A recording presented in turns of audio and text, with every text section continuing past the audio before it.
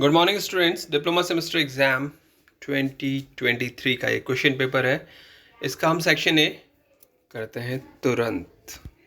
ये ECS second यानी कि इंग्लिश एंड कम्युनिकेशन स्किल्स 2 का पेपर है, फर्स्ट ईयर का सेकंड सेमेस्टर का, तो जिसका कोड है 992001। तो सेक्शन ए में हमें 10 क्वेश्चंस करने होते हैं और आते हैं 12 क्वेश्चंस। तो यहाँ पे भी आए हैं और हम इसको करना शुरू करते हैं। अटैम्प्ट एनी 5 क्वेश्चंस, पहला जो पार्ट है उसमें लिखा है अटैम्प्ट एनी 5 क्वेश्चंस, तो 5 फिल इन द ब्लैंक्स है।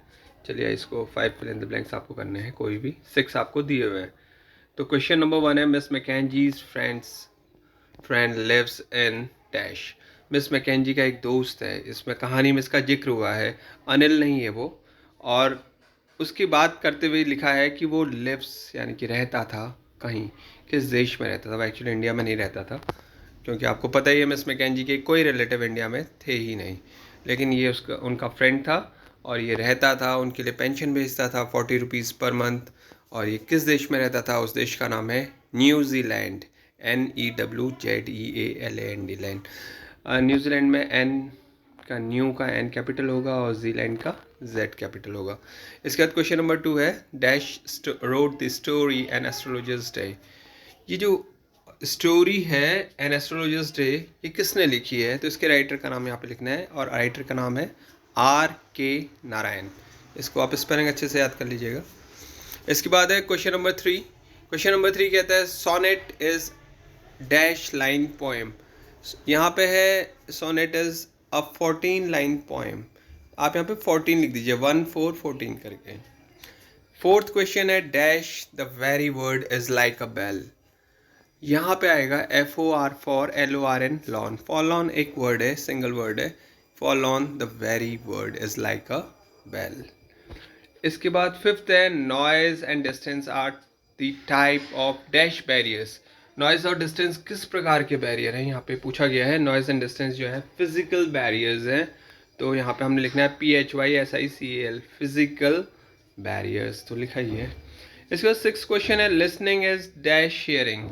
तो लिसनिंग इज नॉट हियरिंग, यहाँ पे NOT नॉट लिखना है। लिसनिंग और हियरिंग बोथ आर डिफरेंट, ये तो हमको पता ही है, हमने पढ़ा भी है। तो listening is more active process, तो और हियरिंग तो इनएक्टिव होती है, तो इसलिए हम कहेंगे यहाँ पे is not hearing. Listening is not hearing. ये 5, इसमें से एनी 5 यू कैन डू। इसके बाद 7 to 12 जो है ये ट्रू एंड फॉल्स है। इसमें हम चलते हैं फर्स्ट 7th की तरफ। Miss Mackenzie lived on a small pension of 50 rupees a month. एक महीने की उन्हें जो पेंशन मिलती थी वो 50 रुपीज़ मिलती थी, ये लिखा है यहाँ पे, और हमको अच्छे से याद है इट इज़ 40 रुपीज़। तो आपको ये दिख रहा है कि ये क्या है, फॉल्स है। बहुत सारे बच्चों को फॉल्स की स्पेलिंग नहीं आती है, फॉल्स की स्पेलिंग ऊपर लिखी हुई है। यहाँ से अच्छे से ध्यान से आप ट्रू और फॉल्स की स्पेलिंग को आराम से क्वेश्चन पेपर में पढ़िए और फिर लिख लीजिए। अगर आपको नहीं आती है तो आती है तो बहुत ही अच्छा है। So this is false. 8th जो है वो है, the astrologer had stabbed Guru Nayak in his village. अपने गांव में एस्ट्रोलॉजर जब रहता था अपने गांव में, उसने स्टैप्ड यानी कि चाकू मार दिया था गुरु नायक को। आपको ये बताना है यस और नो, आई मीन्स ट्रू और फॉल्स आपको लिखना है। तो इट इज़ ट्रू।